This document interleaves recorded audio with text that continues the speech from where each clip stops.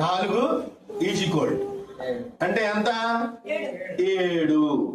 అంటే యెహోవా దేవుడు ఏం చెప్పాడు మనకి? మీరు 6 దినాలు కష్టపడి 7వ దినాన విశ్రాంతి తీసుకోండి అన్నాడు. ప్రజలకి రక్షణ ఎప్పుడు వచ్చింది? ఆ యెహోవా దేవుడు ఏదైతే మీకు విశ్రాంతి రోజు మీరు ఏ పని చేయొద్దు మీరు చేసుకోండి అని అన్నాడో ఆ రోజునే మళ్ళీ వాళ్ళకి రక్షణ వచ్చింది. దేవునికి స్తోత్రం కలుగును గాక. అసలు విషయం అది. 34వ సంవత్సరంలో వాళ్ళకి రక్షణ దొరికింది.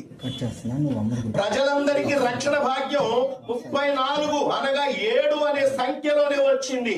ఇది మనం గుర్తు పెట్టుకోవాలి. దేవునికి స్తోత్రం కలుగును గాక. ఆయన పుట్టింది 8వ సంఖ్య, ఆయన మనకు రక్షణ ఇచ్చింది 7వ సంఖ్య.